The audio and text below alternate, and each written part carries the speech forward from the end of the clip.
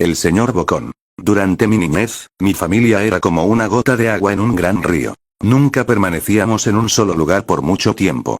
Nos mudamos a Rhode Island cuando tenía 8 años, y permanecimos ahí hasta que fui a la universidad en Colorado Springs.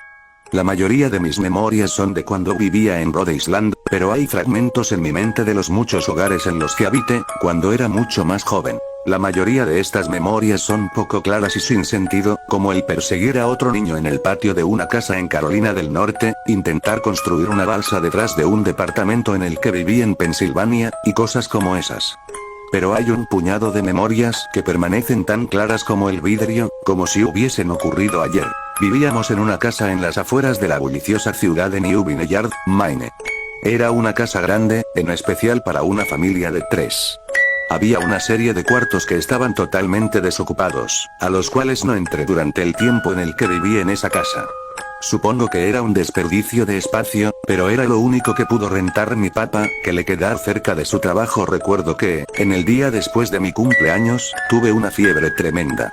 El doctor dijo que tenía mononucleosis, lo que, para mí, significaba más fiebre y no poder salir a jugar por al menos 3 semanas. Era un momento terrible para estar atado a la cama. Estábamos empacando para mudarnos a Pensilvania, y la mayoría de mis cosas ya estaban dentro de cajas, dejando mi cuarto casi vacío. Mi mamá me traía agua mineral y libros varias veces al día, los cuales servían como único entretenimiento durante estas semanas. No recuerdo exactamente cómo conocí al señor Bocón. Creo que fue una semana después de que diagnosticaron la mono. Mi primera memoria de la pequeña criatura fue de cuando le pregunté su nombre. Me dijo que lo llamara señor Bocón, porque tenía una boca enorme. De hecho, ahora que lo pienso, todo en su cara era enorme en comparación a su cuerpo, su cabeza, sus ojos, sus arrugadas orejas. Pero su boca, sin duda, era lo más grande. que pareces a un Furby, le dije mientras miraba uno de mis libros. El señor Bocón se detuvo y me miró extrañado. ¿Furby? ¿Qué es un Furby?, me preguntó. Tú sabes, el juguete peludo con orejas enormes, lo puedes acariciar y alimentar, casi como una mascota real. O tú no necesitas uno de esos. No es lo mismo que tener un amigo real. Recuerdo que el señor Bocón se desaparecía cada vez que mi mamá iba a mi cuarto a revisarme. Se ocultaba bajo mi cama y me decía: no quiero que tus papás me vean, tengo miedo de que ya no nos dejen jugar juntos. No hicimos mucho durante los primeros días. El señor Bocón solo veía mis libros, fascinado con las imágenes e historias. Por ahí del tercer o cuarta noches desde que lo conocí, me despertó con una gran sonrisa en su rostro. Vamos a jugar un nuevo juego, me dijo. Pero tenemos que esperar hasta después de que tu mamá venga, porque es un juego secreto. Después de que mi mamá me trajera más libros y refresco, a la hora de siempre, el señor Bocón se deslizó desde debajo de la cama y tomó mi mano. Tenemos que ir al cuarto que está al final del pasillo, me dijo. Me negué al principio, pero el señor Bocón insistió hasta que cedí. El cuarto en cuestión no tenía muebles ni tapiz. Lo único que lo distinguía era una ventana del lado opuesto a la puerta.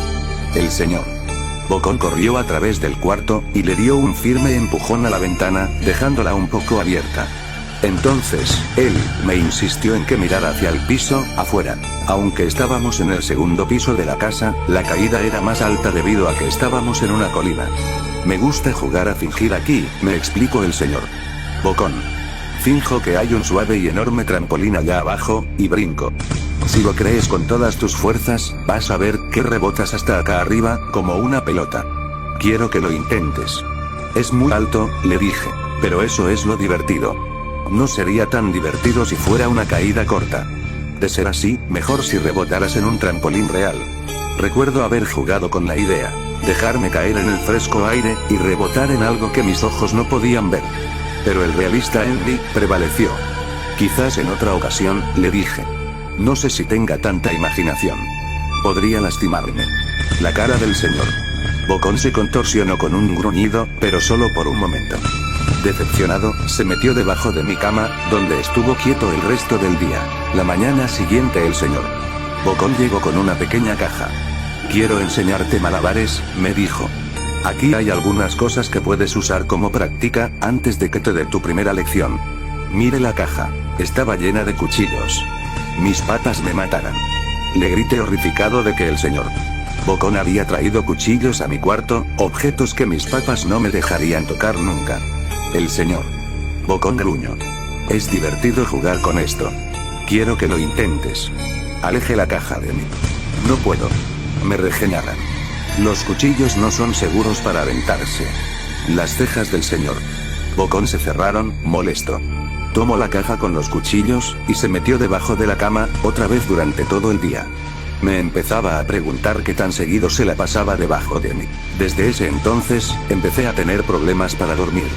El señor Bocón me despertaba en la noche diciéndome que había puesto un trampolín real debajo la ventana, uno enorme que no podía ver en la oscuridad.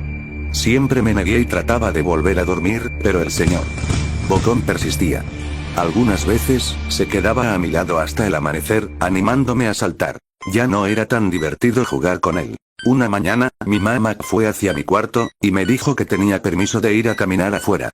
Pensaba que el aire fresco sería bueno para mí, especialmente después de estar confinado a mi cuarto por tanto tiempo. Con emoción, corrí hacia el patio, esperando poder sentir el sol en mi cara. El señor Bocón me estaba esperando. Hay algo que quiero que veas, me dijo.